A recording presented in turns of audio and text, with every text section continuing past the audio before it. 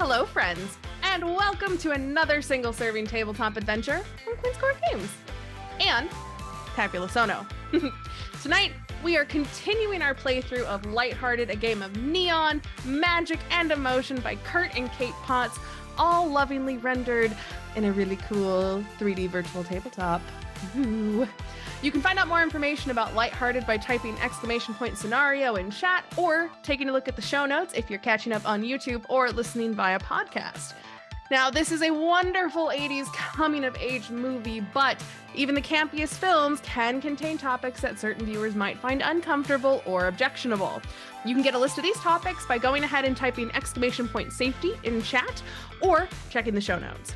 The cast has already been briefed on all of these topics, and they have QCG safety tools at hand, but please make sure to keep yourself safe and take breaks if you need them.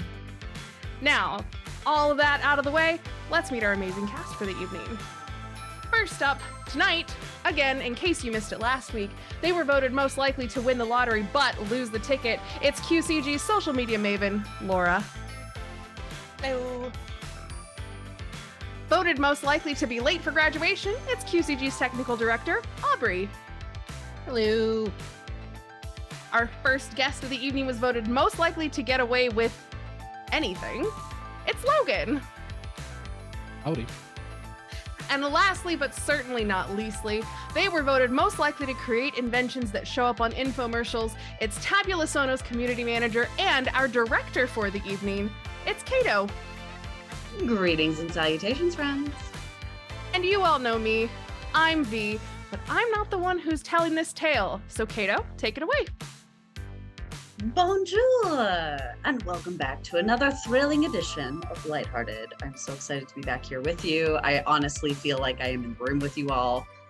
We spent a negligible amount of time just laughing at each other, ourselves, prior to starting recording, so as it should be. I am more than thrilled to be bringing back this wonderful... Everybody's... Is this the new hard style? Like, is this the new, like... We're all taking photos like this now? There was a running joke about a certain very famous DM and how I'm coming for his job. Suck it up, Mercer. Anyway. So, we are jumping back... What did you say, Logan? Who is she, though? Who is she? Who is she, though? It's my game now. We are jumping back into the beautiful world of Lighthearted. So grateful to Kurt and Kate Potts for developing this gorgeous TTRPG that was suggested to us by the wonderful Erin from Queen's Court Games.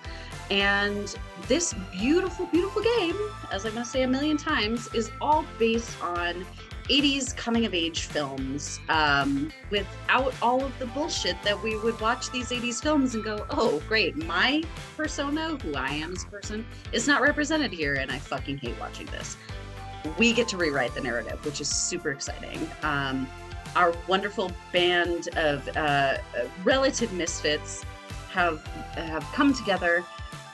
And we're going to give a little quick recap as to what happened. We met our lovely characters. We have the rebel, the outcast, the jock, and the rising star here, who have all been invited. This, you know, I think we're in first, second year of college. I don't know that we even landed on an exact timeline, but this unlikely quadrangle of people have banded together. Rectangle. The word you're looking for is rectangle. Is that? I just said quadrangle because college. have come together under circumstances that are a little bit curious as to how they all know each other. Perhaps they know something each other from middle school, from childhood. Perhaps they had gotten into a little bit of a snag and someone came to their rescue. But as it lands, these four have found themselves invited to the party of the year.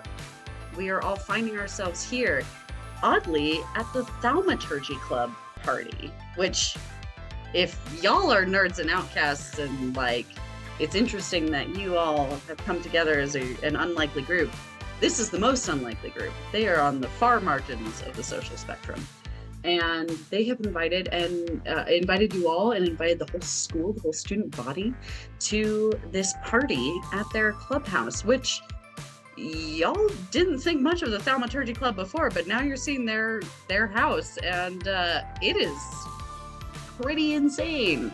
As you had walked into the space, you saw a bearskin rug, this massive dining table with chairs, and they had hired a bartender in the back who's pouring drinks for everybody. There's a pool. Everybody's in the pool.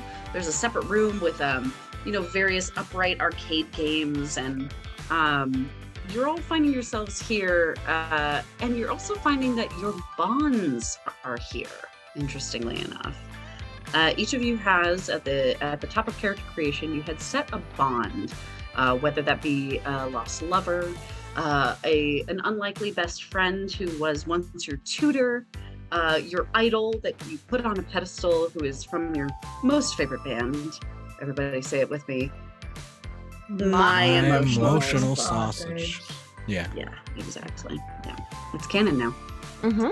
Or perhaps someone you deal in nefarious underground clandestine dealings with. Wink. Because you're a perfectionist, and that's just how it goes. You all find yourselves here, you all find your bonds here. And last we left off, each of you had interacted with your bonds in ways that were somewhat devastating. I'm going to start with each of you doing just like a couple 2-tree sentence recap of what happened when you interacted with your bond and where we left off. I'm going to start on my screen where I see people lined up with Devon, played by Aubrey. So Devon met her kind of, sort of ex. Really hard to consider an ex if you're still actively hooking up. And essentially got the whole, well, you don't call, so I have moved on to someone else, and that someone else is the drug dealer you are also sleeping with. So, conflicting feelings. Yikes. Capital Y, yikes. So gay, so messy, indeed. Let's pop it over to Logan. What happened with Dante? Dante, I guess, came to the party, and it was lame because everyone was lame, and then out of the room comes this angel, this beautiful goddess. Stacey Morgan was here, and she talked to Dante. Stacey Morgan, of course, being the lead singer of My Emotional Sausage. And she, devil horns. She came up and she's like, hey, you're at all our shows. That's really cool. We should talk later. And that's my dog. And now Dante is in an emotional state of, he met Jesus and Jesus wants to hang out. And I guess depending on your emotion, your religious trauma, that might be a great thing. That might be a bad thing. But for Dante, it's fantastic. Brilliant. Yeah, she did seem to vibe with you a little bit there, Dante Katz. Oh God damn it, B. I'm sorry, y'all. Would you say his emotions were ground up like a sausage? They were getting there. They're almost there. We'll see how things turn out. Brilliant. Tutu, what's the haps with Maxine? What's going on in Max's world? So Maxine walked into this a little skeptical. To be fair, the gents who are throwing this party are not what one would term as party people, ever at all. But you know what? If her buddy Angie is going, she's gonna have to go to make sure Angie doesn't get herself into trouble, considering what Angie's proclivities are. Those proclivities including, but not limited to, various illicit substances. Issue being, there was a bit of a trade-off that happened that Max witnessed, which is just adding to the weirdness of this whole party. talked to my bond Polly, who was also like marginally weirded out by this whole party, and Polly is like the smartest person that I know, so like that's like a second warning bell going off. So taking a circuit around the room, taking a circuit around the house, and then out to the pool, where it is discovered that what is essentially a fey creature has been brought into the party, and seems to be the reason for everything that is going on, which is just special. And The riches, not gonna they're have plentiful. any kind of consequences whatsoever for bringing that Definitely kind of not shit. a problem. No, not even. No, I'm sure it's fine. It's gonna be great. It's fine. Yep. Fine. 10 out of 10. It's great. Angelica, played by our very own V, is having a little bit of a rough time. I feel like Devon and Angie here are not really enjoying themselves at this party, but hey, it's the party of the century. They're not going to leave anytime soon. What's happening with Angelica? Yeah, I mean, Angelica hasn't been having too bad a time, you know. She's got lots of sparkles, maybe too many sparkles for some people, but like she has a good amount of sparkles for her. She had an unfortunate issue that started off with Devon, who now has a constant smile on her face for the foreseeable future. And Devon doesn't smile, so it's very off-putting. I actually am curious to know what her bond would have thought of that, but it didn't seem like there was ever time to really dive into that, because it was a heavy conversation. But for her part, Angelica just came to talk with Mr. Moss's boss, about acquiring some stuff that he had run out of, that she was looking to get before the party, but I mean, getting it at the party is fine too. Unfortunately, because it's Jeremy, he's a little less subtle than she would like, but it's all right. She saved it in the end, and hopefully, people noticing it's minimal. It's fine. It's fine. Jeremy's just kind of fine. Jeremy's Jeremy. Oh, whatever. Right? Yeah. Correct. So yeah, to your point, the one who is actually devastated is more Devon. So if we're gonna say devastated, we're gonna say Devon stated. Devastated. Pick your guns out of brain. But here we are. We find ourselves at this party. Everybody has had this kind of interesting interaction across the board, whether that be joyful, meeting your idol, or sus, realizing that something odd is happening here. Each of you has had this interaction. Yes, as V pointed out, that both Angelica and Devon have these certain glamours put upon them. Angelica being covered in glitter, one would say almost too much glitter. It's almost as if Lollapalooza really just got to her, and she just, Achilles style, was dunked into a vat of glitter and shaken loose and set. Can you ever have too much glitter, though? Yes. Having moved Yes. out of several apartments as a burlesque performer, yes. Yes. I may not Yes. get a damage Second that. deposit back this time around. I can second Okay. I guess the question is, can you ever have too much sparkle? Because technically it's just an illusion. It's not glitter in that it would physically get everywhere. It's just the sparkle. So You know what? I question. kind of want to. I feel like, and jump in if I'm out of line on this. This is going to be the gesture all night because of our Yeah. joke earlier. mhm. I'm gonna go ahead and say that once glitter or sparkle is released into the world, it acts just like when fire is released into this world. It will behave exactly how it's going to behave, as if it's real. Okay. So I don't know that you can really get rid of it in that way. Canonically, I like this. Yep. Let's run it by Kurt. I think he'll dig it. So, Sorry, Kurt. fire and glitter are the two. Fire and glitter. Are Yeah, the they two act the actual same way. elements. This is flashing feels me back right. to a real. It feels right. It's very fitting, especially for this group. It's very fitting for.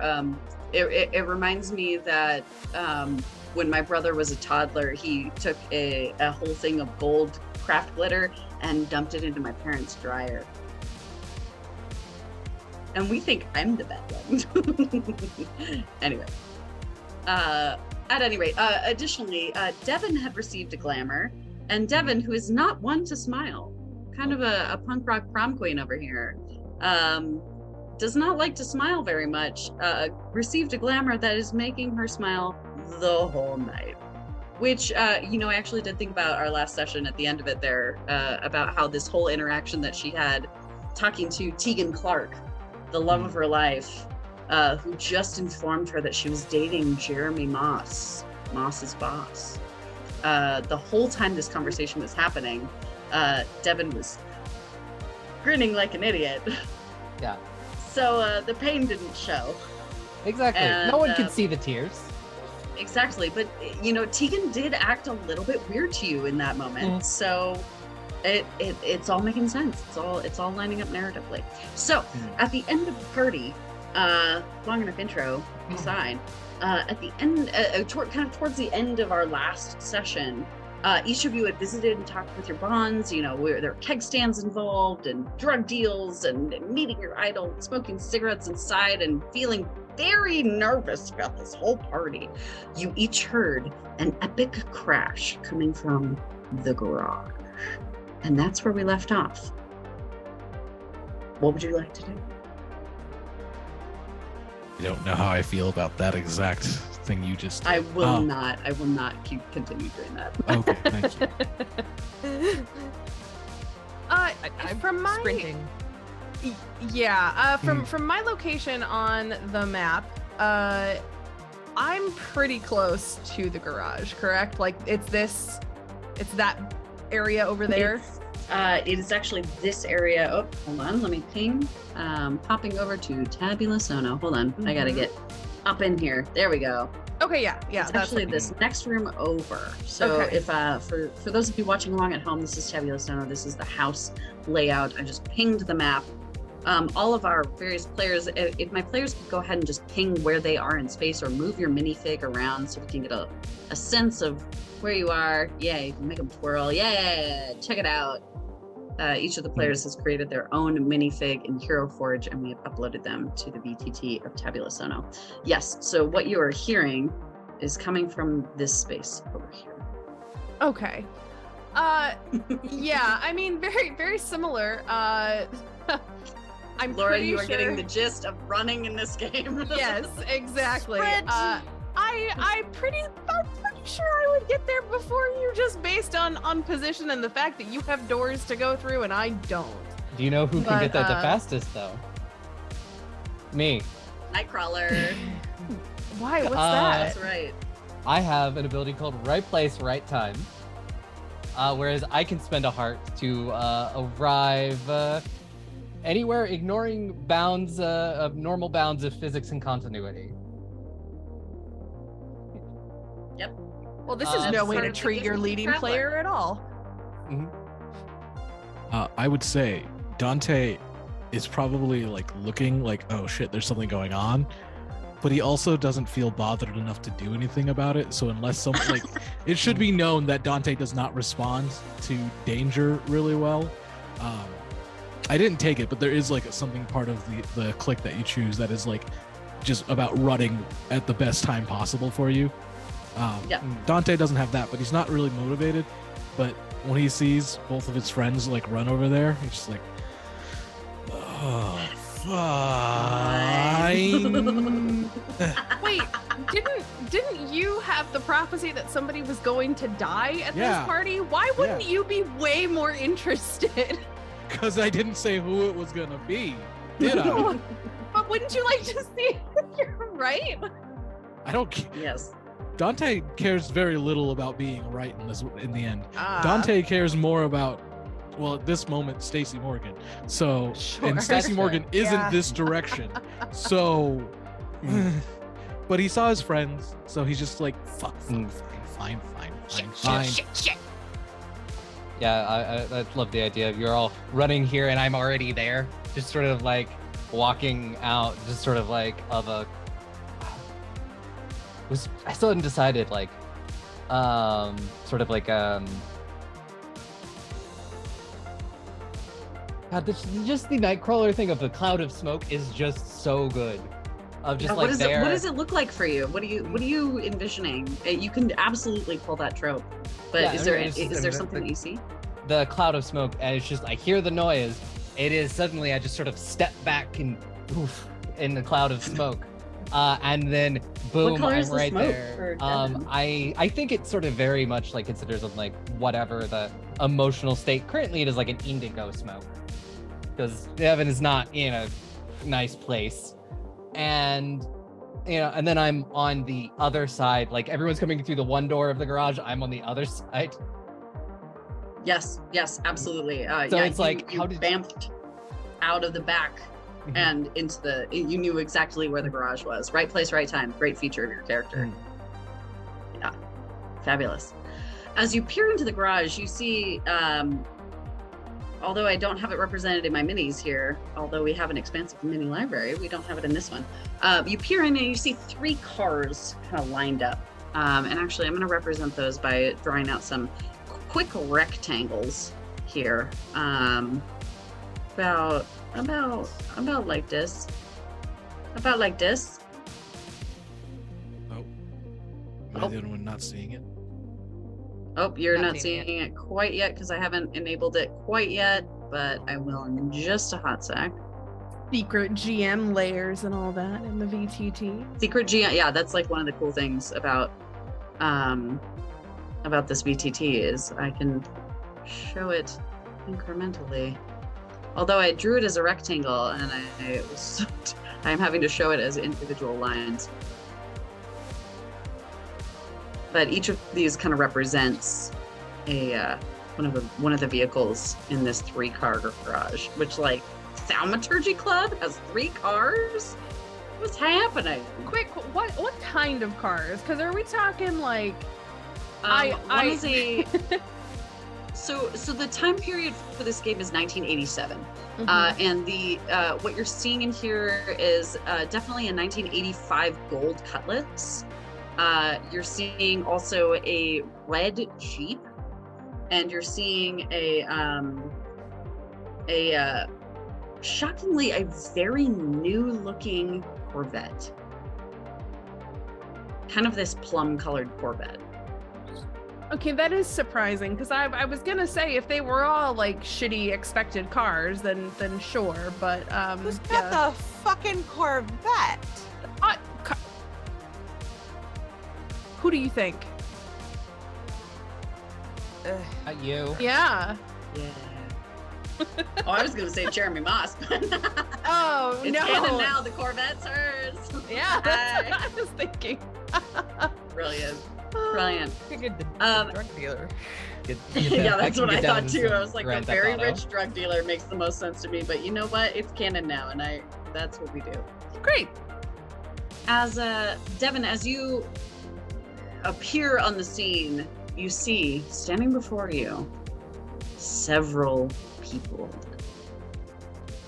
and they look sort of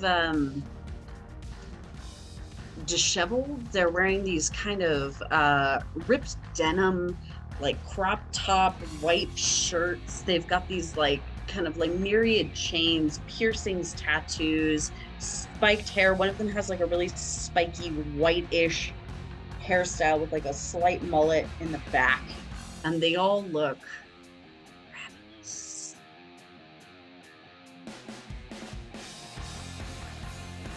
I'm just like, I appear, I see all of these people. I try to just be like, fade into the background so that they don't hope that they don't notice me. Like, Ooh. Oh no! Oh god, where are my friends? I'm wondering. Let's take a look at what a sort of stealthy check would be in regards to this. Oh, you're feeling indigo, right? We had an indigo indication based on the teleportation smoke. Let's think about what. Let's see here. Maybe a motor trait to do some like stealthing, blend into the walls. What do you think? Yeah. Let's get the first roll of the game out. Yeah. Let's get the first roll of the game out. I am Because I have School of Hard Knocks, I get, I think, a +2 to my stealth. Hell yeah, you do. Mhm. So roll your emotional and your trait die, and then add that +2.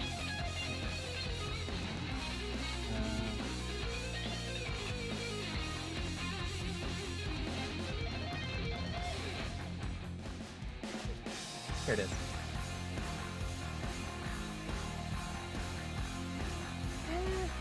It's an 11. 11. That, I mean, in Yeah. this game, that's actually pretty high. So yeah, you manage to you appear and you see these figures popping up before you, and you're like, something is very wrong. And you manage to kind of tuck into the corner back, like there's some shelving there, and you kind of hide and like roll back in, and they don't manage to see you as you have teleported into the room, but they are there and they are furious. What would we like to do? On the complete opposite end of the spectrum, as Maxine catches up with Angie and Dante, she just goes like skidding in on her little like Heelys? shiny new Converse, like full on. Just Oh, you muted yourself. Come back. skidding in over the what is it, the treated concrete that's in those kind of old school garages. Absolutely. Very, yeah, and Breakfast Club. yeah, it is incredibly Breakfast Club, but it's also incredibly terrifying as you veer into this room and you see these people standing before you, and like they don't just look like regular people. They look mutated. They look sort of you're noticing that their brows are really exaggerated. They've got these kind of yellowish eyes. It is pretty frightening to stumble into this room and see these people standing before you. What the fuck? Exactly. And they go, delicious. Excuse We're you? gonna- Uh-huh. We're gonna go ahead and sort of I guess roll an initiative order of some kind. Let's figure it out together. This game doesn't necessarily indicate an initiative order, but we're gonna do it. Okay. Well, So if help me. motor is equivalent to something like a dexterity score, that would be the basis, I imagine. Yep. And I would say let's go ahead and have yeah, so this is interesting because there is no necessarily like initiative order in this process. So I would say that we could let's see if we could possibly okay. So I'm technically not supposed to roll dice in, which is exciting. Oh. But yeah, so that is a feature of Lighthearted, is that the director doesn't actually do any dice rolling. So I just We just set get up. punished for our bad rolls. No, I just frame the shots and you get rewarded for the good rolls too. So I'm gonna have my PCs just roll. Let's have your motor to see if you're able to get the first shot in there. Actually, I'm just gonna go ahead and start with Max on this one. Devon is hiding, so presumably Devon is not taking any action quite yet, but Max has rolled into the fray. So I'm actually gonna have Max and Angelica roll your motor and your emotion that you're feeling at this time. It looks like Max has got orange, heightened, attentive emotion. Oh. Angelica's So- living in that blue dabba dee dabba die world. Yeah, well, let me see. So, yes, because, I mean, confusion, right? Like, what's happening? And then it kind of shifts to scared, which is also blue. So, yeah, I think blue is the right one. Blue's the right one? Yes. Yeah. Right. So as a recap, your emotion, you roll a d8, and then whatever die coincides with your trait. So for my motor skill, for Max, that's another d8, so I'm rolling 2 d8s. Correct. I would also say for you, Max, that you would roll it at a +2 because of your blessing from war, the war god. Ooh, so that's a 12. A 12. Wow. Excellent. Where is Angelica landing on this? I ended up with a 10. I rolled a 6 and a 4. Excellent. I think Yeah. with them appearing into this room, causing this kerfuffle, as we're going to call it, I would say that then it would go, Max, you make that first strike, Angelica's going to make that second strike, and then we're going to see what happens from here.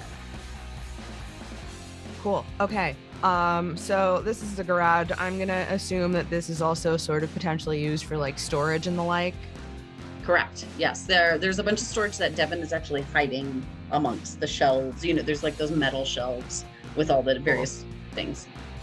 Well, then I'm gonna take a bit of a liberty and do the thing that I wanted to do since I built this character. I'm gonna turn and grab one of the extra folding chairs that is leaning up against the wall, and I'm going to whip it at this guy's legs. O'Connell. I'm gonna O'Connell him. Yep, O'Connell him. Ping him again on the sono board. This. Double this click. guy. Yeah. Go for it. Can we call that orange with the body trait? Hell Because yes, we can. Strong. Because big strong guy. Strong.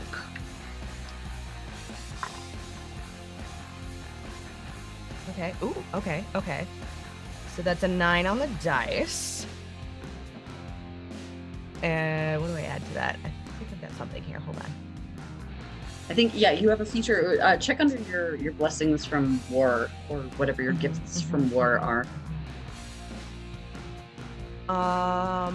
Warriors are up for any challenge and are never considered outnumbered and are able to use anything as a weapon, even magic. Hell yeah. Hence, chair to the kneecaps.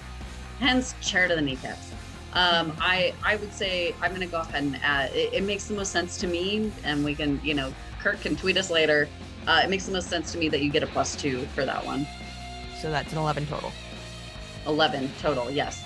As you whip this chair, is it, did you unfold it first or did you leave it flat?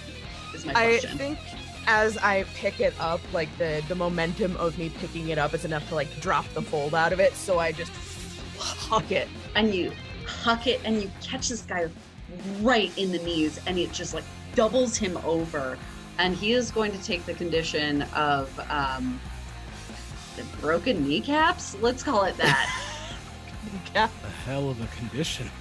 I'm picturing like the chair hits and it just fucking like slams his legs out from under him and he just goes face first onto the concrete. It absolutely does. And he just, and you see as he goes down, you're very adept, you're very keen, you have that keen awareness.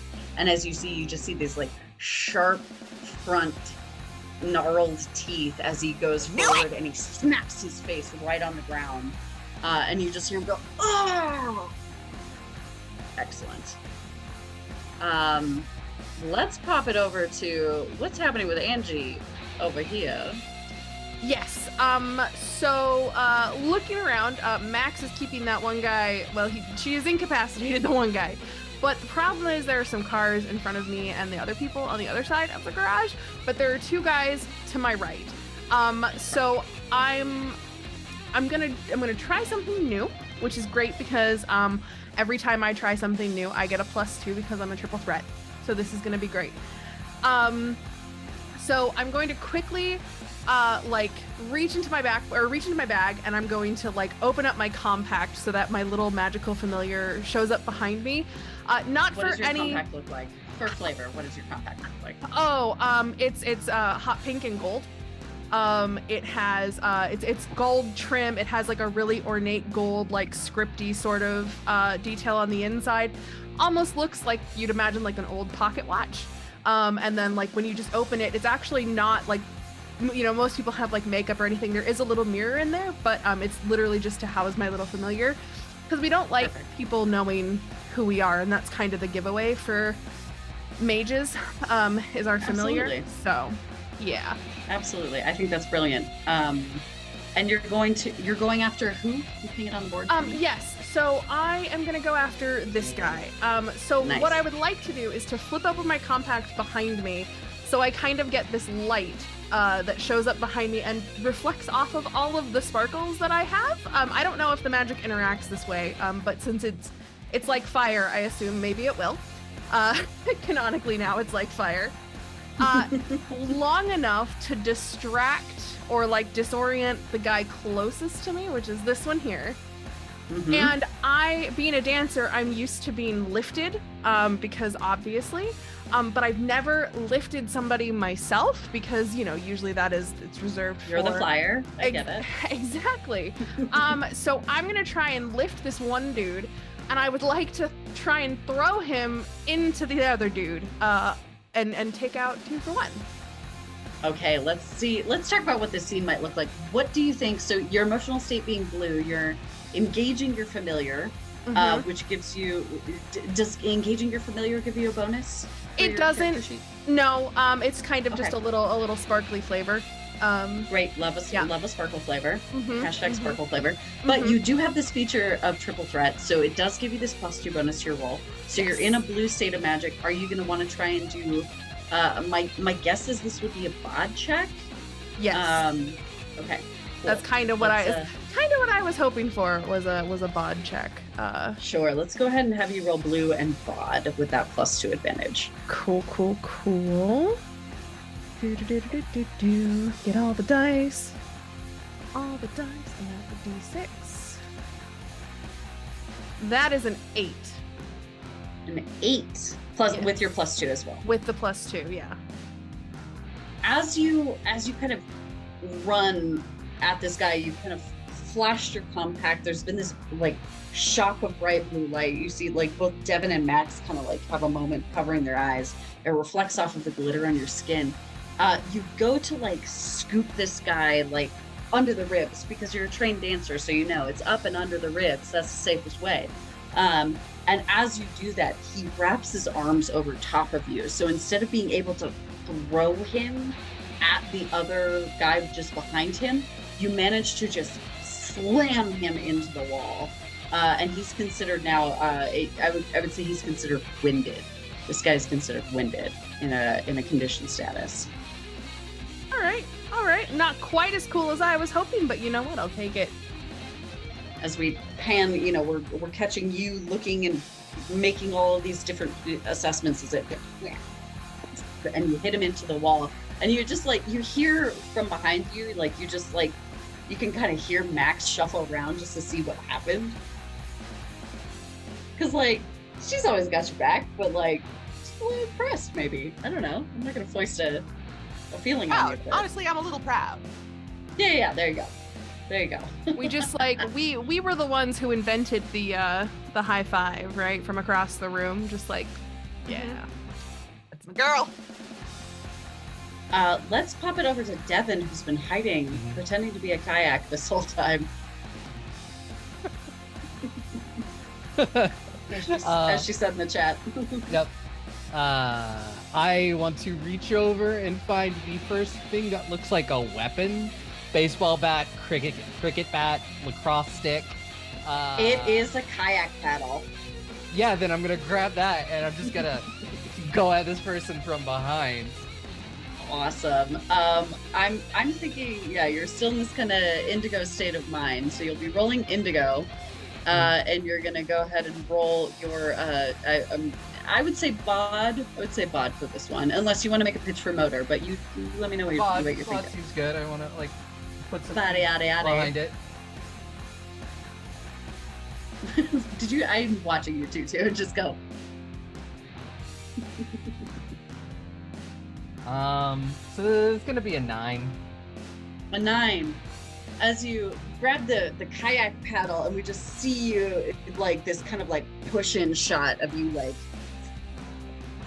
you rear back and you go with 2 hands and just hit this person right across the face, and it just like connects, slow motion, saliva, maybe some blood, a little bit of a tooth. You've definitely rung his bell But I would say with a 9, you don't effectively lay him out. He's still up, but you definitely blocked him. I'm going to put condition blocked. Excellent. Anything else, Devon, that is coming to mind? Other than that, take a defensive posture with the kayak paddle, just in case he comes at me. Brilliant. Logan, what's Dante doing? Dante is taking a moment to assess the situation. And having seen a chair being thrown and a whole person being thrown, he just kind of goes, oh, shit, it's one of these parties. I knew someone was going to die. I knew it. And of course you guys are involved. Yeah, of course it's going to be us. Of course. I bet if it was us, I wouldn't have seen this happening. And I guess he'll move in to get a better look of things. Mm-hmm. And there he is. I guess I see this guy over here has not been touched. Wait, he's just kind of standing there, right? He wasn't hit by anything? He was not hit by anything yet. Yeah, Angie's plan did not quite go accordingly, so. Okay. All right, so what would you like to do to this guy? Okay, so looking at all this, I'm going to use Indigo Magic. Mostly because I have this strength feature of Indigo Monday. So even though I'm not in the Indigo color spectrum right now, I get to raise up that magic die to a D6. So since Indigo Magic is all about like enchantment and charming and shit, I'm going to yell out to the, like, I mean, it's to everyone in the room, but I'm staring at this guy. And I'm just like, why are you so lame? And I'm trying to kind of just rebuff him, maybe get him to stop being such a dumbass. So since it's magic, I use my mental stat, and normally this would be a D4, but again, Indigo Monday gives me that D6, so I'm running 2 D6 for this. See how this goes. Yeah. Let's see how this goes. Not bad. I got a 4 and a 6, so that totals 10. Yeah. And you're shouting at the whole room trying to debuff them? Well, yeah, I mean, I don't know if I can hit everyone at once. Like, if it's anything, it's going to be this guy that's going to get it. Sure. I would say with a 10 on that roll that you actually get both this guy and this guy. With I'm gonna give it the condition feeling lame. I'm putting that right in my game. I'm doing it for my own benefit. And as the guy that Angie had pinned up against the wall hears this, he just kind of slumps to the ground, starts thinking about his life. He's been taken out of the combat situation. Nice. Yeah. Yep. But yeah, you did inflict conditions upon 2 of these entities. See if I can. Oh, there we go. Yeah, he's just propped up against the wall there. We'll just angle him right there. So. And I suppose. Excellent. I suppose you're supposed to like describe how the magic looks like color-wise. Yeah, so, tell me how like, it looks. So I imagine there's like a light bulb swinging in here. Is what I'm seeing. And like when I said it, like the room, I pulled the indigo light from the bulb, so it just became very orange in here because I'm pulling away that one color.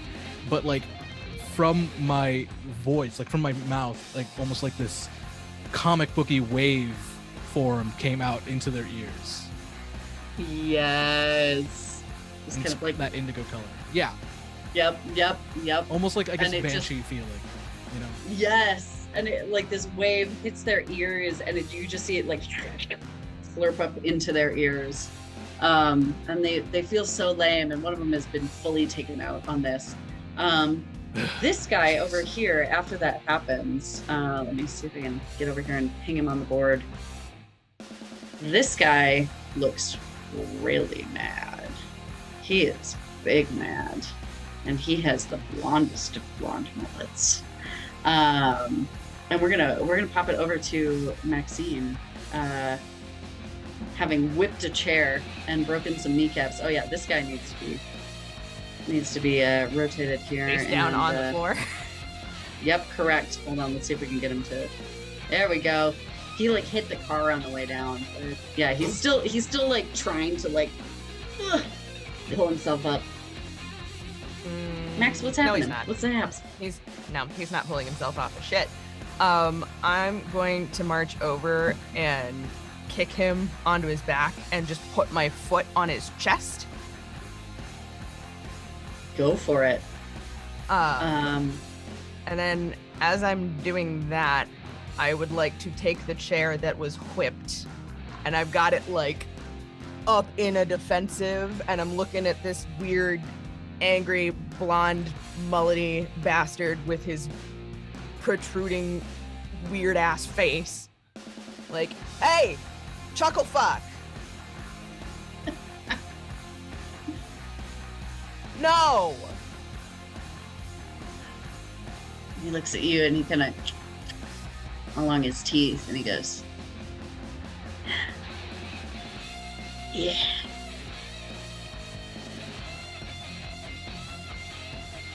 What, you want to fucking dance, Screwboy? Come on. I sure do.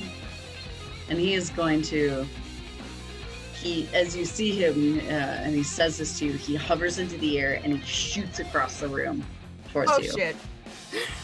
Correct. You done finding out now, bitch. Well. Let me have Prophecy you count if because they're already dead.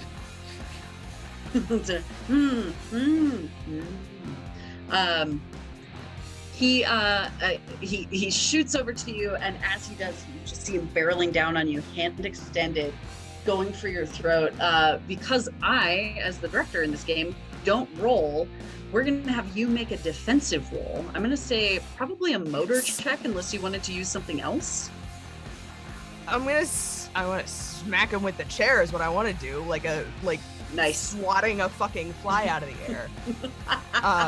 Yes, absolutely. DM, Do you want to go ahead and do that? Is body or motor? Fodder or mortar? Fodder or mortar? Well, director, would it be appropriate for me to say that this chuckle fuckery would be enough to pop me over into red? Yeah, absolutely. And I'm annoyed. I'm not gonna lie. absolutely. Yeah, you're totally annoyed. You could change your color. There you go. Yeah. So, see this asshole come flying at me, and he's hissing and spitting, and it's fucking weird. So, in a panic, I'm going to squawk and try and bean him across the face with the chair.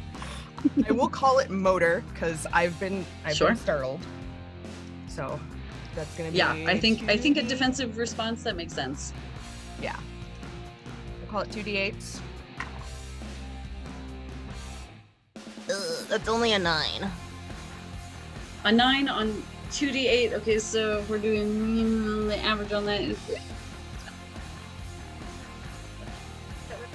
That's above average, I would say. Okay. I would say that as he extends his hand forward and he kind of at you, you clip his arm and it smacks it out of the way, but he still lands right next to you and he's like up in your shit right now. Oh shit. Also, what song is playing right now? What is on my Spotify? Funnily enough, I discovered in the even the source book that we've got that Mr. Kurt Potts has crafted lovely playlists directed around 2 of them, which I have not stopped listening to. They're so good. So right now, I've got the Lighthearted Das Bunker, the goth playlist to be endured Brilliant. with the Lighthearted role-playing game. And the track that kicks in for this would be Blue Monday by New Order.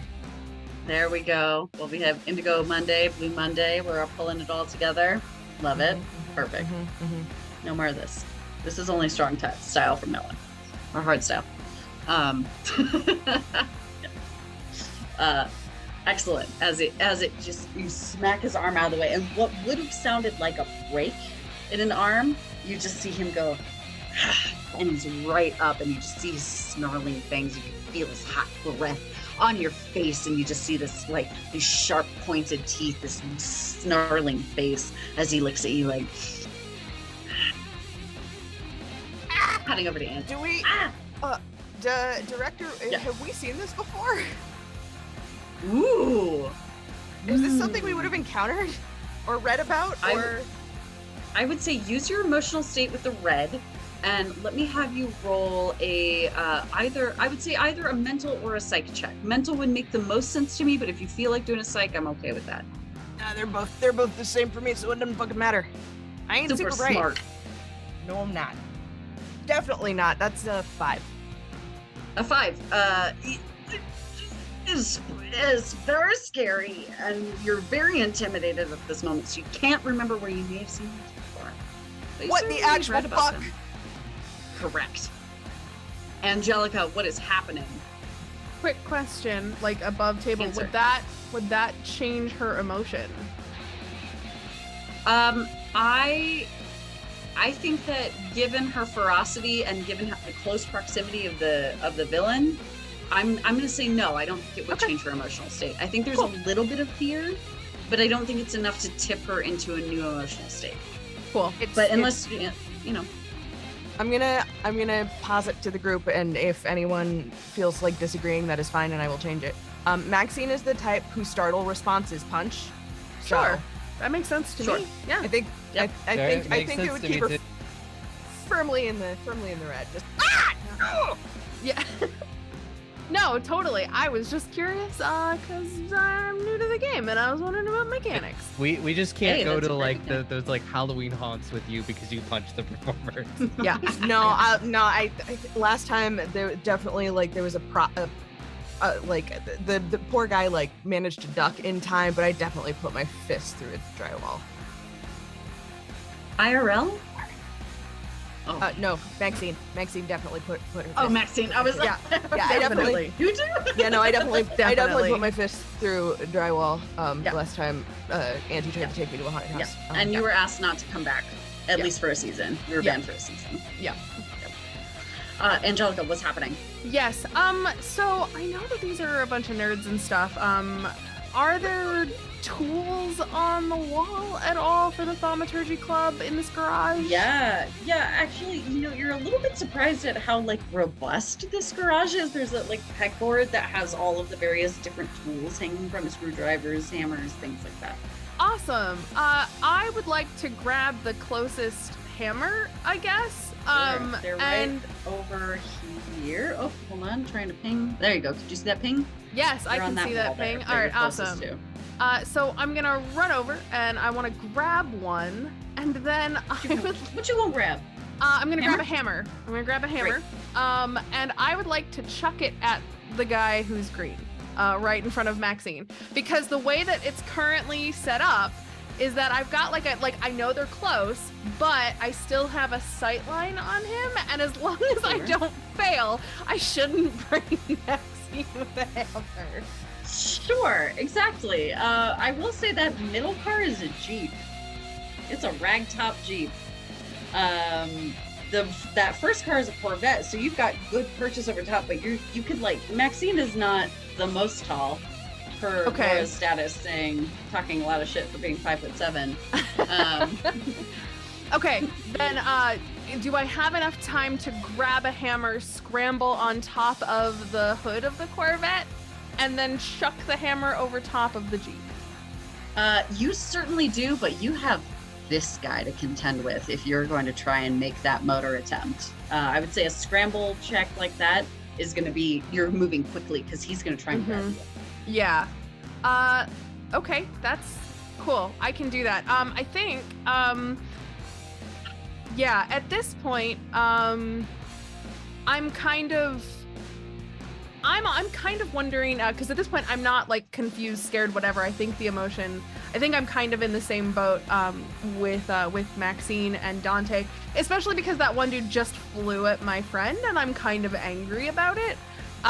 So I think I need to change. Yeah, I would need to say red, orange. What is the table thing? Probably pretty fast, right? You know what?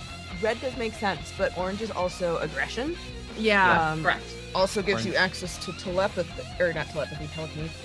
Yeah, but magic and combat, I'm not trained for it. You're the only one who's trained for like combat magic. So like, yeah, I wouldn't be able to come like. take the class with me, and I Oh swear. my god, I have so many side gigs. I'm just really busy. Don't worry about it. I'll She's take just it next a very semester. busy girl. No, I think we could make a case for orange for sure.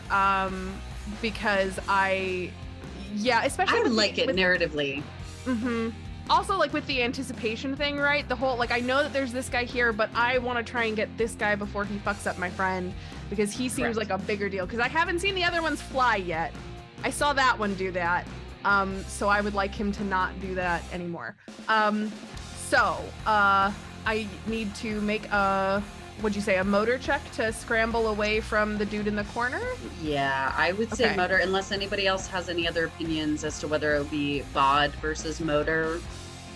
Personally, I think motor makes the most sense because she's moving quickly. Mm-hmm. Yeah. I am fine with I that. agree.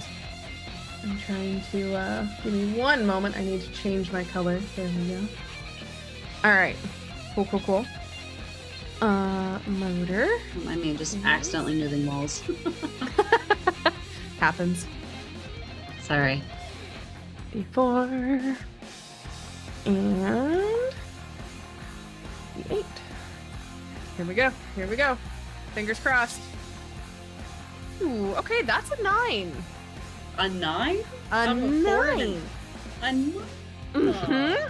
A 9. Yeah. As you scramble on top, despite the fact that this Corvette is very slippery, you just find purchase with your hands. You swing your legs over and you land. Your character shoes being well seasoned, definitely scored on the bottom, and you're smart enough to put those non-slip pads on it.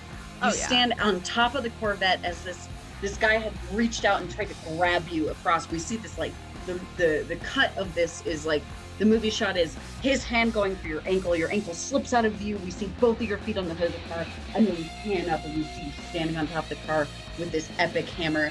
You're smart enough. You've done enough technical theater because you paid your dues in high school. Believe me, you know the difference between a claw hammer, a ball peen hammer, and what you hold in your hand, which is a massive sledgehammer. Go ahead and huck it at that guy. Hell yeah. Abso-freaking-lutely. Do. Get that roll. Make sure I got the right one.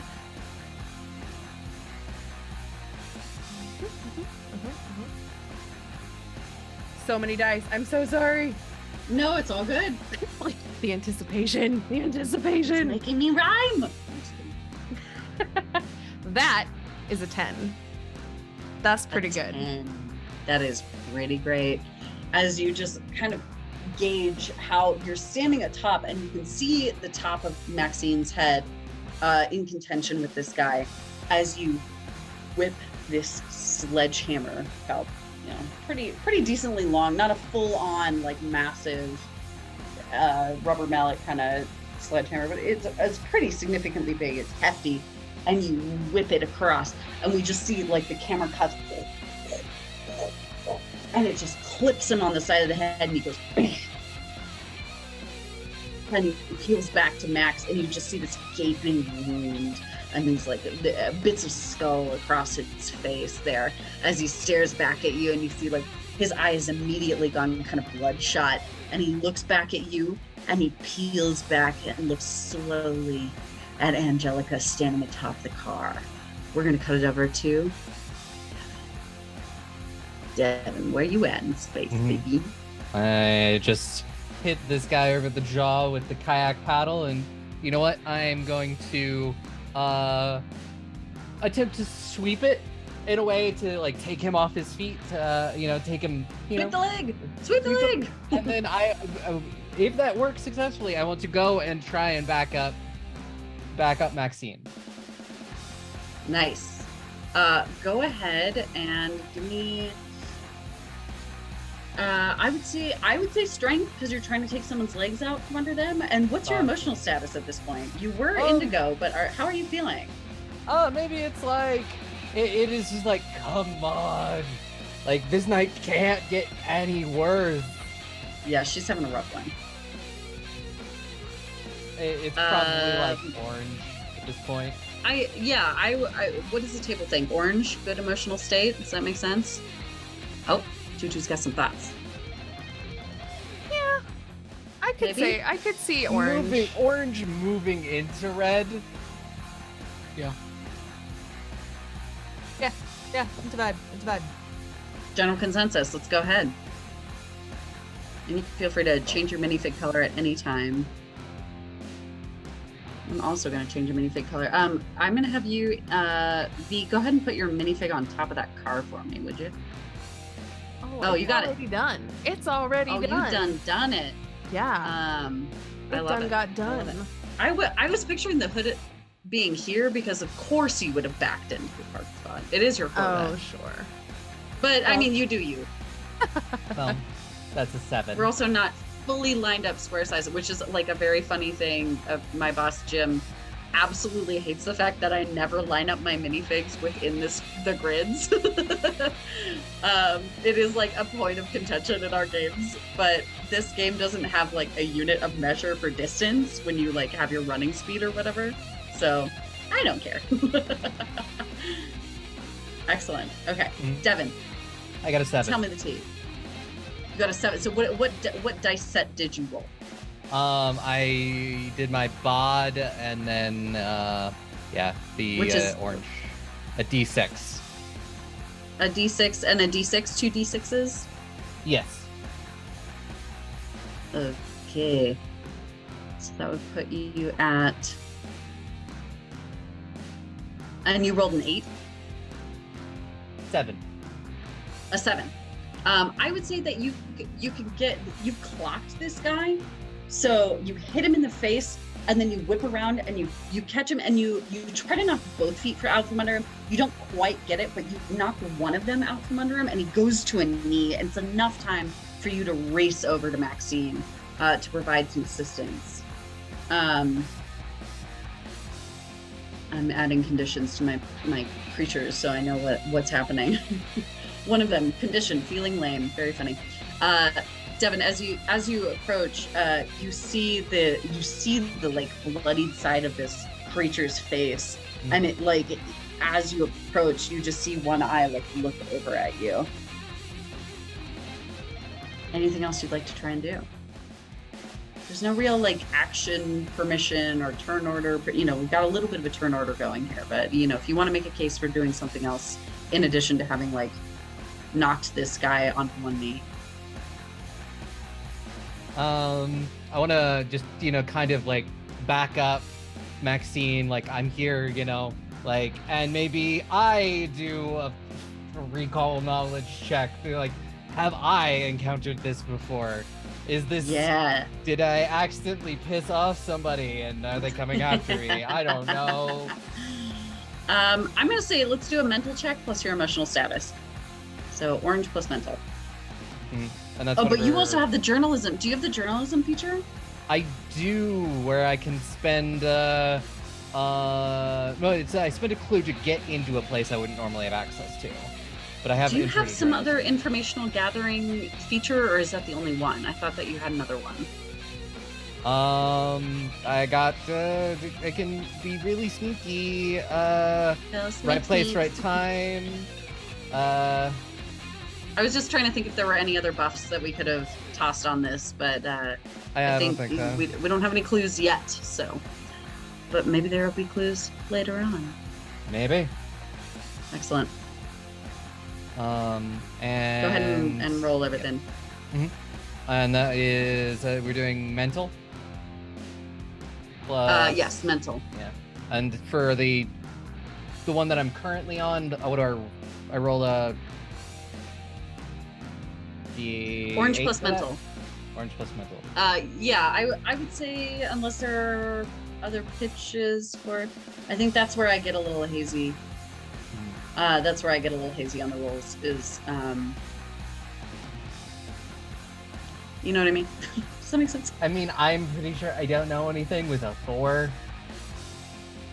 Sure. Yeah, I'm just You rolled a like, 4. These things don't look great. They're not great. They're bad. Yep. I know about that much.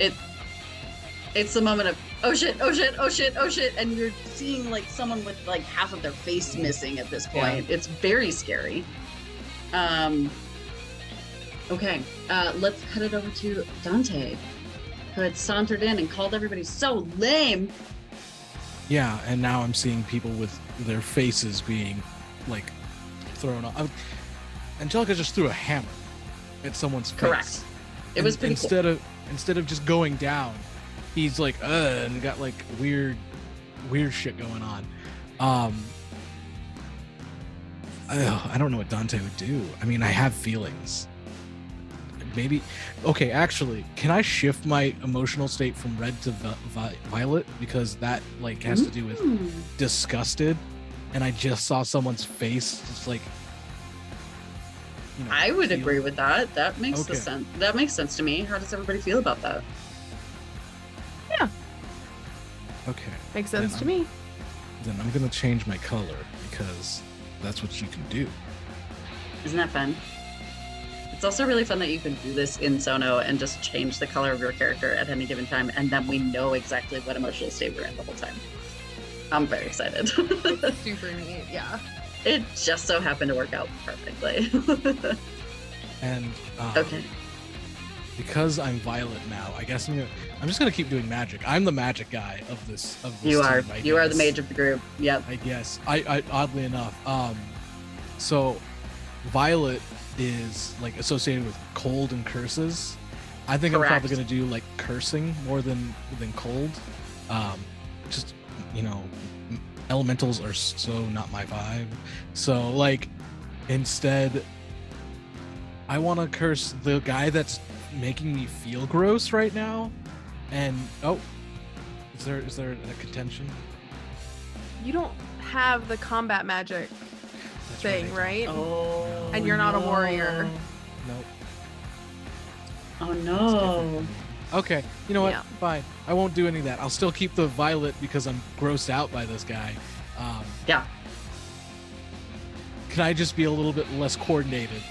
Find like a wrench and throw it at his head? Absolutely. Yeah. You saw what happened with Angie over here. The tools wall is over this. Oh, that's pinging that guy, but it's that wall there, that northerly wall. The guy that is tipped to your character's right is considered incapacitated, taken out of the game at this point. So actually, in point of fact, for ease of viewership, I'm gonna take him off of the playing field. So we're gonna go ahead and remove him. There we go. Yeah, so you grab a wrench. You can feel free. Are you gonna run over and try and hit this guy? Are you gonna try? What angle? Where are you gonna try and get him from behind? What are you thinking? Well, It's the a same. big wrench. It's like this. I want to throw it at the crescent same wrench. guy. Do you Like want to the throw same- it, or are you gonna hit him? Oh, like grab it and then try to run at him? Sure, you can totally do that. Do this? Yeah, you could. Maxine is in the way there on that side of the car, but if you wanted to try and make your way over on the front end of the car, here. Let's see here. Can Do a I? hood slide. Do a hood slide. Oh, that would be sick too. Okay. Yes, But it's like a Jeep. That's gonna be hard to hood slide. you're tall Okay. enough. You can do it. Well, hold on. Wait.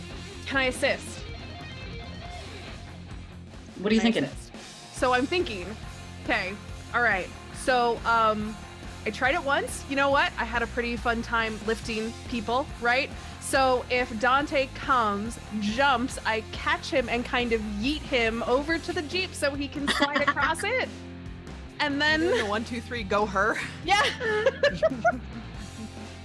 A Jeep Yeet? Jeep. Ah, yes. The Nissan Jeep Yeet. It's great. It's very popular in the 80s. That would yeah, exactly. Especially in this world. Yeah. Mm-hmm. So let's talk through an assist roll. I think you both rolled together, if I'm not remembering incorrectly. I might be remembering incorrectly. I'm looking up the help feature. Helping. See, working together. So if you're following along at home, it's on page 30 of the Lighthearted PDF. If we need to cut this part out, we totally can. Just speaking as if we're not. Okay, so working together. When a player wants to help, ask how they are helping. Haha, we know the GP. That's really hard to say. If it sounds possible to the director and the active character accepts their help, what do we say, Dante? Are we accepting help? Absolutely. I'll always take help Great. from my friends. Oh, wholesome content. So the helping player rolls a single trait or emotion die along with the active player's roll. The active player keeps the best of the 3 dice, but both players suffer any consequences from the roll. Okay. I can do that. So yeah, you get 3, but we're just gonna take the max on it, so it's not a combo of both. Okay. So, in this case, there's got to be like some coordination on my part, right? So probably motor, maybe bod. I could take a pitch for bod. Whichever one feels better to you. I don't know if either of them feels better. Let's see. And then V, are you doing an emotion or a trait? I mean, because I'm doing a physical thing, it feels like I have to do a physical trait, right? Like as opposed to an emotion. Okay. Correct. Great.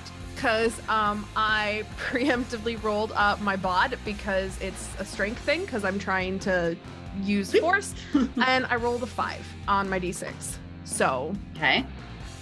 It's much better than my 1 or my 2.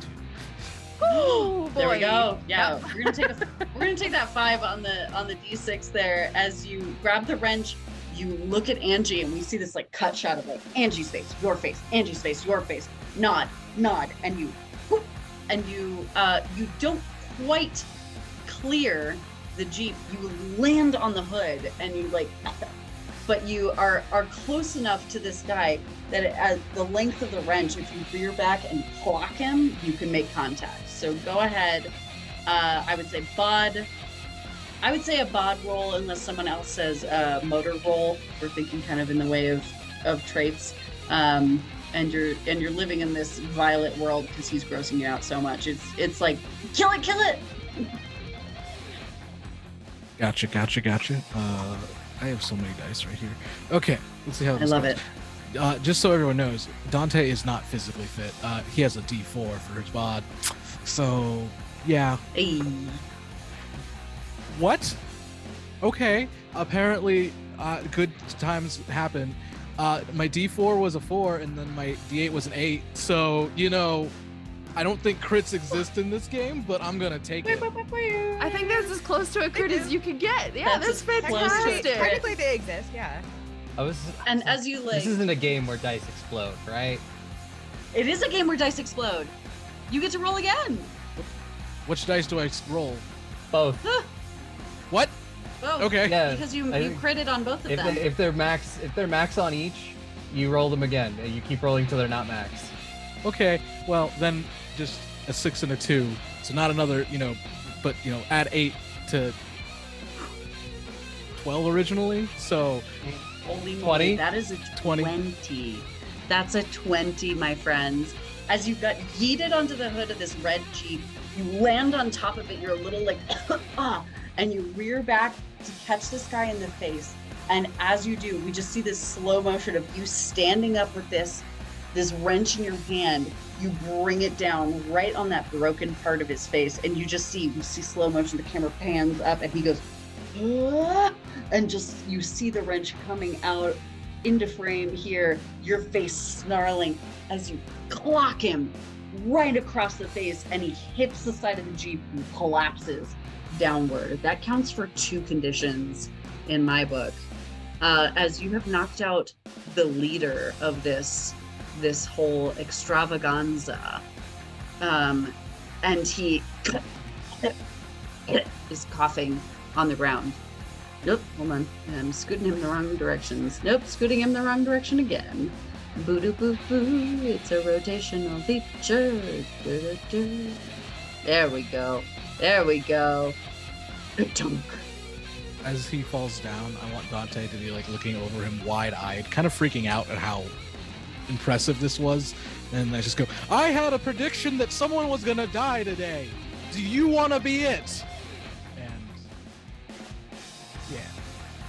Take a heart for that. I'm going to say take an extra heart for that. Okay. That's brilliant. You critted. You had a great line. As the camera pans up along your feet as you stand on the hood of this Jeep and deliver this line with this dripping bloody wrench. You're standing there like... Maxine looks up at you. What does Max do as you look up at Dante? Holy shit. Is the first response, because I don't think I've ever seen Dante like shit rock somebody like that. So like bravo to my friends. I'm so proud. Like, I know for the most part, like, violence not the answer, blah blah blah, but like these guys look kind of gnarly and I'd rather those fangs not end up anywhere near my face. So more important than a general moral code at this point. So their leader is on the ground. Their buddies, we've still got a couple of this chuckle guy bucks. over here is panicking. The guy that you are essentially, you've got a sneaker on his neck is still there. The two others have been taken out. And this guy, aside from the fact that he's feeling pretty lame because Dante had told him that he was being so lame, the one in the corner there next to the, he like looks at the situation and you just see him look at the wall and he elbows the garage button door and you as the garage door comes up and you see the remaining, he runs out. You see the leader like crawling his way and he's like, he looks at you and you just see his like dripping bloody face and he goes, I guess we'll see what the show then.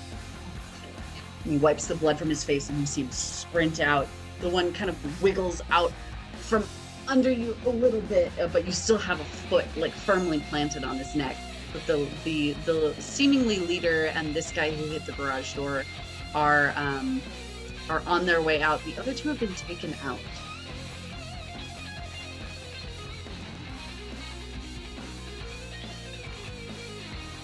I've got one guy under my foot and I have questions that need answering. Correct, So you do. I'm gonna drop the chair. And we mentioned that there's like one of those like bear swinging light bulbs like at the top of the garage. And now I'm there's sure like the one garage over light each is all. car. Yeah. Yeah. And like the garage, that light that comes on whenever you put the garage door up and down has gone on.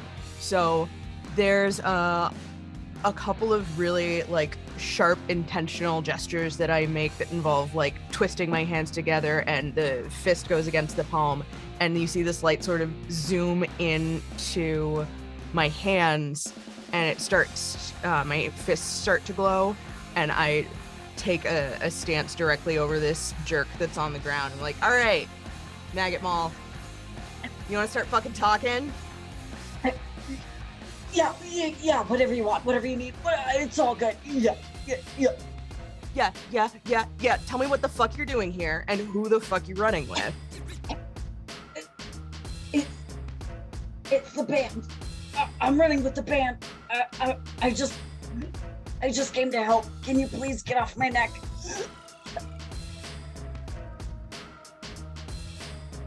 Is he still all like? It's His starting. face? You're starting to see it like recede a little bit.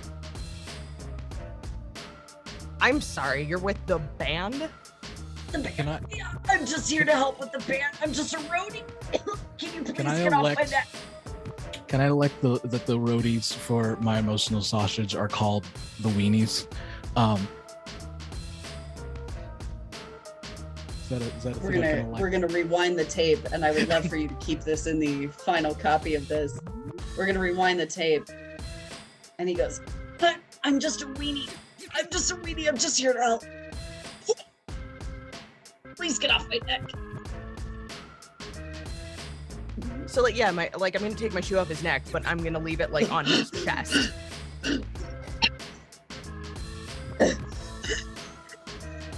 and as Okay. he's go ahead. So you're working with emo sausage, sure. Any particular reason for the like banging and the screaming and the like?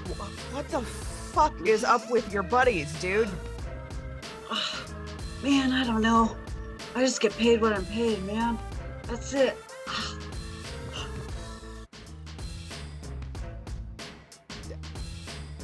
Dante, have you talked to your girl recently? Okay, first of all, Stacy's not my girl. Stacy is her own person. I would wish to be so lucky. Second of all, I don't know what's going on with this guy. I have not seen him at any of the shows. If he is one of the weenies, we have not talked. He's not bummed a cigarette from me. This is weird. All right. I don't know anything, man. I'm just here. I was told to come here. I said, can we use the front door? And they said no. And now we're here. What's with This the? really sucks. This really sucks, by the way. Yeah, you know what? Like your buddies tried to fucking like shit rock us, so like chill out for a second. Okay. Yeah. And he What? like stops kicking his feet. What happened when you came into the garage? I don't know, man. The big guy who just ran out. He just said we had a job to do, and I thought we would ring the doorbell and like talk about it that way, or maybe go around the back. I thought we were gonna play here tonight, man.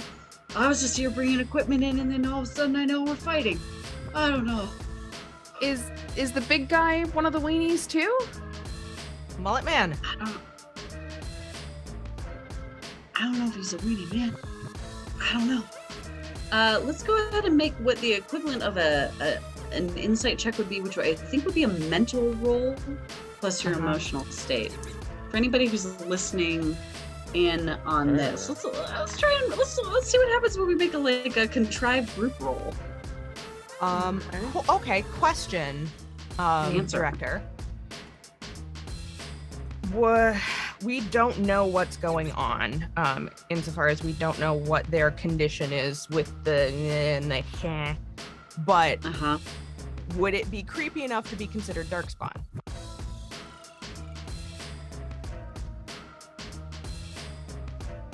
I'm guessing from the eyebrows raising Yes. at a crazy rate. Yes, Yeah. yes, Okay. it would be considered darkspawn. You've seen enough to know that this is not natural, and whatever this is doesn't seem to be a lightborn. Well, that's an 11 from me. Woo! Spicy hot meatball coming in from Devon. It's a 4 for me, so that makes up for my terrible roll. Angie's just like sweating and trying not to sweat off her glitter, and just has been through it. Look, it's been a lot. Okay. It's been a day. There's a 5 from you, Logan. Yep, Dante is like too much about like, why are people disparaging my emotional sausage? Don't they know? Yeah, you're really closely linked to this, and the fact that you're like meeting a weenie you've never met before, and and the fact that they would have the audacity to attack you and your friends, it's very disconcerting. So you're just so jarred by this. Angelica's like right along next to you in terms of just like, she whipped a hammer at someone, and like it's been really traumatic for her. But Max and Devon, you both pick up on the fact, like you look down and you look back up at each other, and you make eye contact and get this cut of like each of your faces as we look back up at you, and you just see him kind of like fidgeting a little bit beneath you, and as you see him kind of like, I don't know, man, I'm just doing the job I'm paid for, you hear at the door, what's going on here? And before you appears that tall, lightborn fae creature that you met at the pool. And I think that is where we will leave it. feel like every time this character shows up, something happens. Yeah. Shit I gets know. weird. Yep. Shit Shit gets gets weird. weird, and we get. You know what? Shit gets weird, and we get a cliffhanger. That's what happens. Two things Exactly. happen every She's the- time. She's the dating harbinger of cliffhangers. Exactly. Yeah. Well, okay. What an episode. I guess this is where we are calling it for today. Many thanks to our amazing cast. Many thanks to Caito. Let me go through and whew, gosh, sorry, that was like so much. It's been a day. I leave you with a lot of cliffhangers, to be Yeah. fair. Yeah, no, that is totally fair. Well, no, this has been so much fun. It's always nice to work through new systems and to have new stuff to play with. So thanks to everybody for sticking around and catching it. Laura, Miss Maxine, if people enjoyed watching you get up close and personal with a super creepy, weird darkspawn dude, and they wanted to see more of that, where can they do that? Well, first of all, good evening, hello, hi, greetings and salutations. You can call me Laura or Tutu or Laura Tutu. And you can find me on the internet, usually at some iteration of Laura_Tutu. You might just have to throw an underscore at the beginning and the end of that because, of course, I can't just have a simple username. Fuck off. For the most part, if you want to see me get up close and personal with creepy things, you can actually hang out with the folks at Queen's Court, especially if you want to see me get up close and personal with some fucking lupines in the All Night Society as Calamity Madden, werewolf hunter extraordinaire. There might be some shit kicking and some shit rocking in my future. So keep your eyes and ears peeled. If I'm thinking about the timeline correctly, it's weird. We're in the future right now. Yeah, no, it's coming up actually based on when this will come out and what has just dropped this past Tuesday. We are closing in on that very scenario that you are talking about. So just a couple weeks out from that, which is so exciting. And it's gonna be So fucking good. Other than that, I hang out with the folks over at Obsidian Brews. They are a wonderful all-black tabletop collective. We just got to hang out with some lovely folks, including Material Girl B and Simply Honey, some folks who've never played tabletop games before, so that is always a grand old time. And if you want to see me get dressed up and do silly things to various sound clips and music, you can find me on the TikToks, again, as _Laura_Tutu_. That's where all of my cosplay and all of my makeup things go. So yeah, stick around, y'all. Awesome. Definitely go give Laura a follow. It is a fantastic time. Twitter is where she's funniest, but TikTok is full of fantastic cosplay videos. Twitter gets them eventually too, so you're not. Now, Devon, your day's going a little differently now after this. You're still smiling though. Great to see.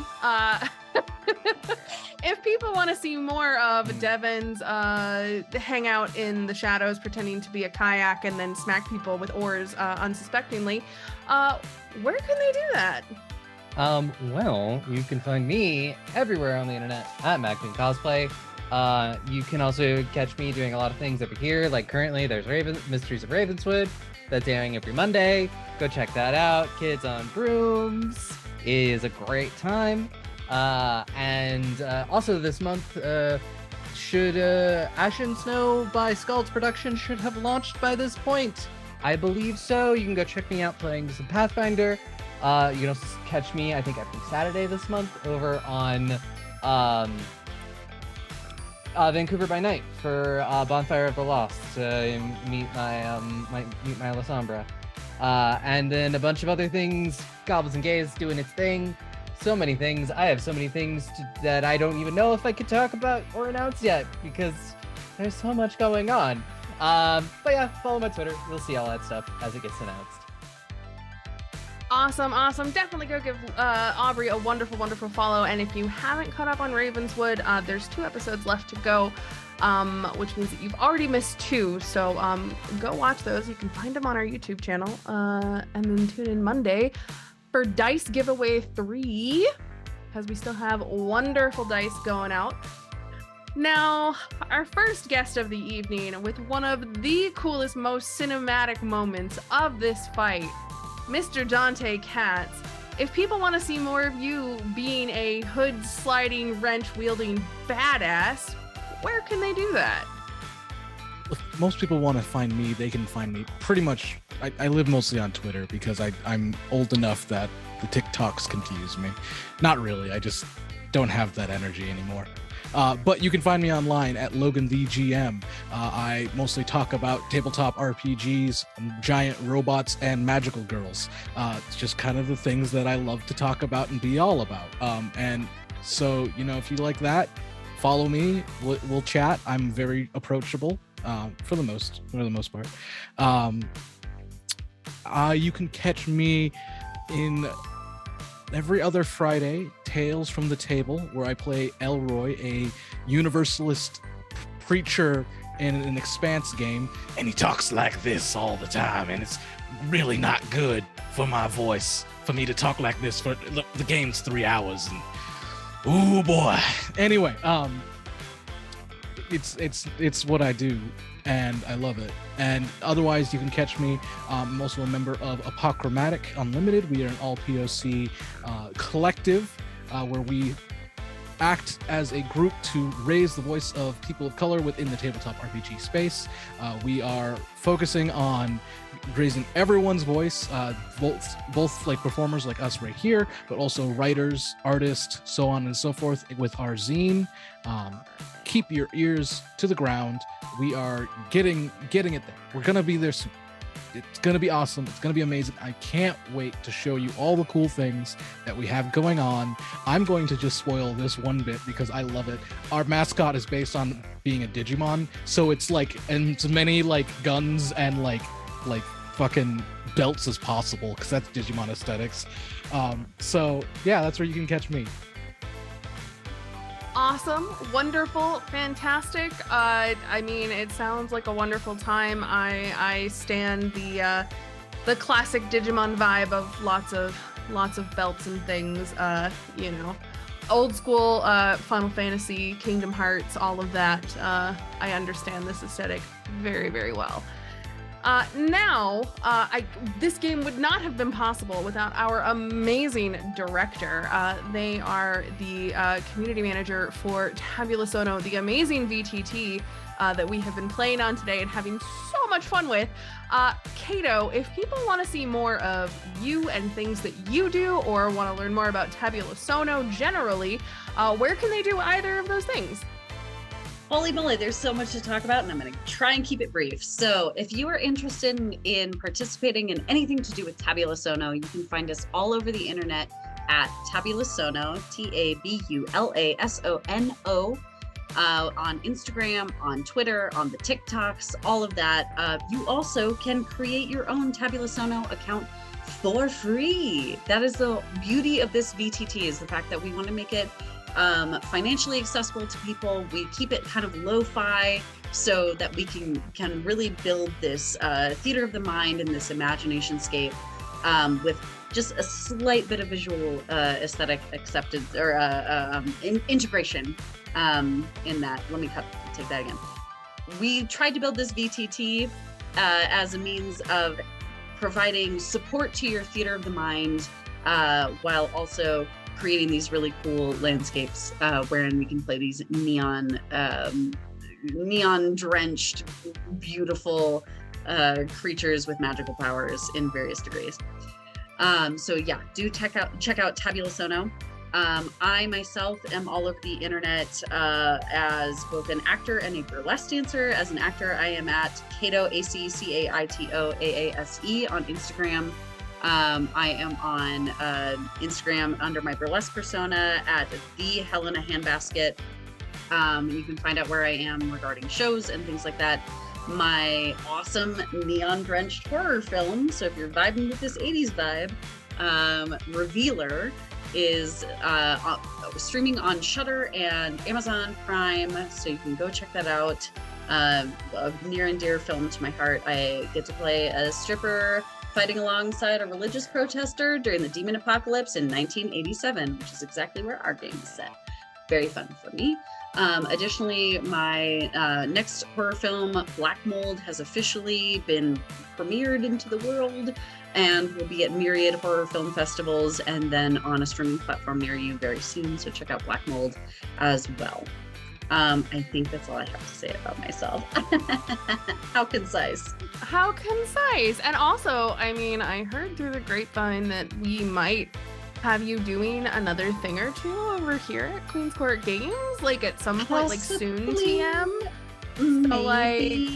Maybe I will be contacting my co-star Shayna Schroten, who is also in Revealer as the religious protester, but is also not a religious protester in and of herself. And maybe we will all be playing a game together that will be maybe on Queen's Court Games. Well, maybe people should definitely keep their eye out for that because maybe it's gonna be amazing. And everybody that's watching, I'm sure you all know me. My name is V. You can find me on Twitter at V is for Vampire because my name is V and I like vampires. Also, you can find me over here doing pretty much everything that you can think of at Queen's Court Games, except for running the social media, which is Laura's job because I'm terrible at it, and doing a lot of the music because Aubrey's better at it, and doing the paperwork because that's okay. I don't do everything, but I do quite a lot of things. So you can find pretty much everything that we do over here all the time. Twitch, YouTube, Facebook, Instagram, TikTok at Queen's Court Games. The only one that's different, of course, is Twitter, which is at Queen's Court RPG because we are limited by name length. Don't forget, we also have an amazing Patreon with some amazing behind-the-scenes stuff. If you haven't checked it out, please make sure to do so. We had our entire character building behind-the-scenes bit recorded that we put out last week. It is full of fantastic, amazing moments. If you're loving this, if you're loving everything, go check it out. It's only $5, and it keeps the lights on over here. So we like light sometimes. Not most of the time, but sometimes we don't sit in caves, believe it or not. So in this game, we love light. In this game, we love light. So, yeah, I guess we'll see you next week. Same time, same place, but like an hour and a half ago. And until then, bye for now.